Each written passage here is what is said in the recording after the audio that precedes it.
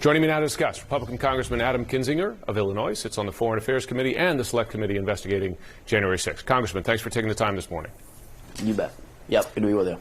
First on Taiwan. Despite his aide's pushback, in effect, does the U.S. now have a new Taiwan policy, which is to say it will defend Taiwan militarily if China were to invade?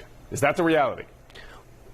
Yeah, I don't know if it's a new policy. Look, I mean, here's the interesting thing when you get into this kind of international diplomacy is kind of the unspoken thing is the intention is to defend Taiwan. That's the one thing that's kept Taiwan from having to face China directly. China, sets up basically mock invasions of Taiwan. There's a fight over the strait. It's just this constant back and forth. And I think the president said what everybody really is thinking, which is, of course, the United States would intend to defend Taiwan militarily, whether that's direct action or even just sending aid.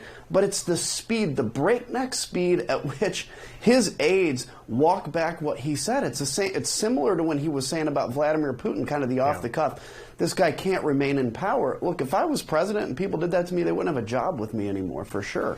So let me ask you, for both Russia and China, should the U.S. be explicit to say, you invade Ukraine again, we will send U.S. forces. You invade Taiwan, China, we will send U.S. forces. Should the U.S. state that out loud, explicitly?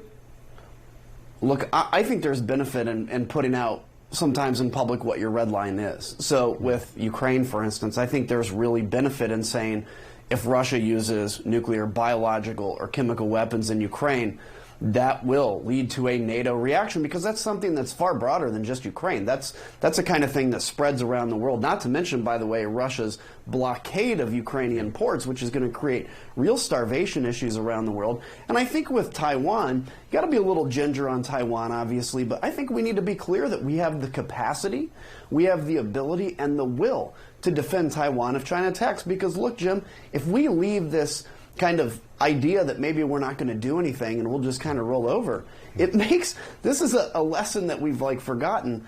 Weakness invites things like this. Strength has the best shot at preventing war in the first place. We see that in Ukraine, and I think that same situation exists in Taiwan. January 6th, the Guardian newspaper is reporting that the Select Committee will hold 6 public hearings in June.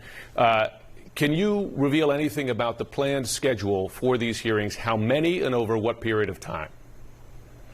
Yeah, I don't want to confirm. I don't want to get ahead of what the committee's saying. But let me say this. Obviously, it's going to be in June, and we're going to put out a good case for the American people. And this is where I think people, if I can encourage you, is watch these things, make your decision, look at the story from the beginning to the end, to every aspect of January 6th.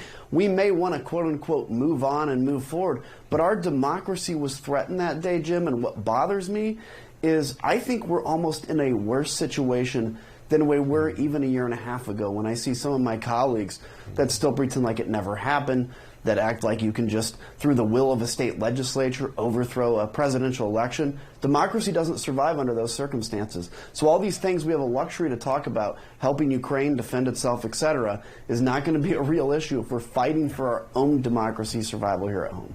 Has the committee found evidence of criminal behavior by the former president? I think stand by for what we're going to present in June. And then the terms of exactly is it criminal, is anything not criminal, that'll be a question for DOJ, but we're going to put in front of the American people everything we know, and the Department of Justice will be able to see that and make decisions. We're seeing a remarkable dynamic here in that we have Trump's former vice president, Mike Pence, openly challenge not just his candidates, say in a state like Georgia, his endorsed candidates, but also, again, Trump's continuing election lies. If Pence were to run against Trump, would you support Pence for the Republican nomination?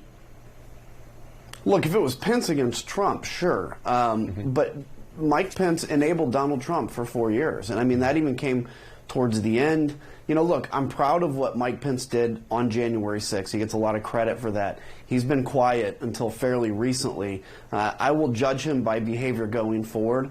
But look, to every other Republican elected official, whether you're a county board member or, a U.S. senator or congressman, you have to speak up now, Because I got to tell you, every day that you're silent, your people that follow you believe that the election was stolen. They believe democracy doesn't work for them. Every moment you're silent, you have a responsibility, you have an oath. Follow through on that oath, or you'll be ashamed of what you did when you were in office in 5 and 10 years, and frankly, I have no sympathy for you when you are.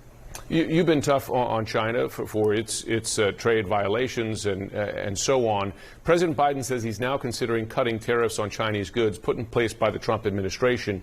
Given high inflation and the impact on consumers across the board, is now the time to do so? Look, I think that's a case-by-case basis. Look, I think one of the things I've come to evolve on in the last even kind of 10 years in Congress is we do have to defend ourselves better against China in the trade area. So I think to some extent we have to keep these tariffs in place. Where I didn't like what the prior administration did was putting tariffs on our friends in Europe, for instance. We need to be, in essence, fighting this global trade war with our friends. So I'll evaluate exactly what the administration is talking about. But look, now is not the time. Just because we have this situation in Ukraine and Russia, which is massive, it's not the time to forget that our long-term strategic competitor is not Russia. They're a failing country. It's China, and we can't take the eye off that ball. Congressman Adam Kinzinger, thanks so much for joining us. You bet.